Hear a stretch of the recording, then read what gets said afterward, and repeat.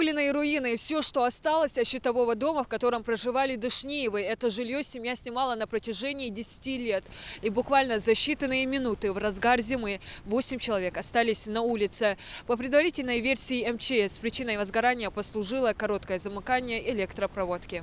Все произошло утром 22 января, когда обычно все разъезжаются по делам, на работу, учебу. У супругов Дышниевых 6 детей. На момент возгорания в доме находились 3, младшей из которых 3 года. А мать семейства Заира Дышниева в это время подметала двор и рассказывает, что едва успела вывести детей. И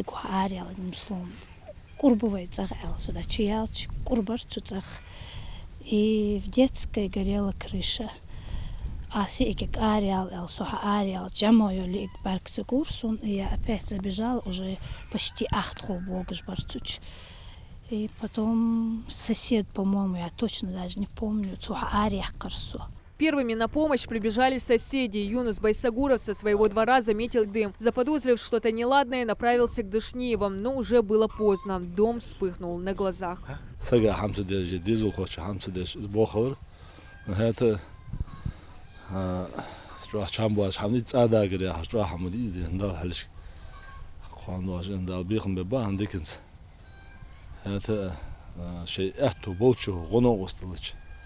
ديخودار هني أصلاً بحكي على حان الصغير تحقن زين زول واتش غلقة كيتشو ولش ديزو خلاص нормально دي هن وعملوش قيبش.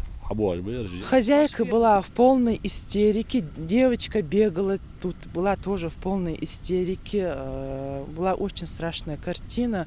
Я сама была в растерянном состоянии, я не знаю, это было очень страшно, но люди помогли, прибежали, но потушить было невозможно, потому что это был финский домик деревянный. Звонок ОЧП в службу МЧС поступил в 9:59. Уже через 18 минут пожарные спасатели были на месте. Огонь локализовали в течение 15 минут. Точные причины возгорания еще устанавливаются. Версию, что этому могла послужить неправильная эксплуатация электроприборов, специалисты полностью исключают. Согласно проведенному осмотру, а также показаниям очевидцев, возгорание произошло на крыше жилого дома, соответственно, где у них проходила электропроводка, которая уже достаточно долгое время не ремонтировалась и не проверялась. У Дышниевых есть земельный участок, на котором построили дом. В течение 6 лет собственными силами пытались его завершить. Чтобы заехать, необходимо доделать внутренние работы. Только средствами и возможностями для этого сейчас не располагают. В семье работает только отец, подрабатывает на различных строительных объектах, а все дети несовершеннолетние. Местная администрация, в свою очередь, обещала помочь пострадавшим. Внутренние обделки, там стены есть, построен крыша, там окна, двери стоят. Сейчас там необходимо сделать то, чтобы поселиться.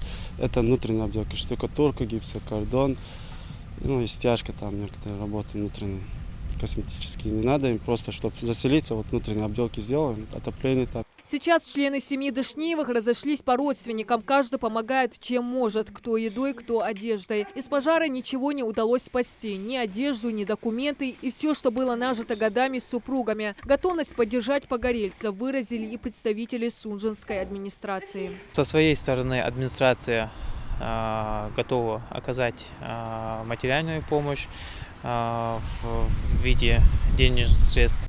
Сами супруги Дышниевы ничего никогда не просили. Своими силами старались выходить из жизненных трудностей. Тем не менее, неравнодушные жители республики не остались в стороне. Представители молодежного совета сельского поселения Несеровское разместили новость о несчастном случае в социальных сетях и объявили сбор на имя одного из участников – Бекана Нальгиева. Считают, что в такой ситуации может оказаться каждый, и нужно приложить максимум усилий, чтобы родителям и детям не пришлось скитаться по чужим домам. Новости даже. Сейчас выставить я бога. Что который сансагу шик дать цай, ши хайга. Да, хоть что который вообще да ходимел дизер хаде должен. Ну а сбор средств продолжается. Семье Дышниевых не только придется по новой налаживать свой быт, но также восстановить и вернуть сгоревший щитовой дом хозяину. Правда, пока их не торопят. Диана Дударова, Адам Далаков, Новости 24.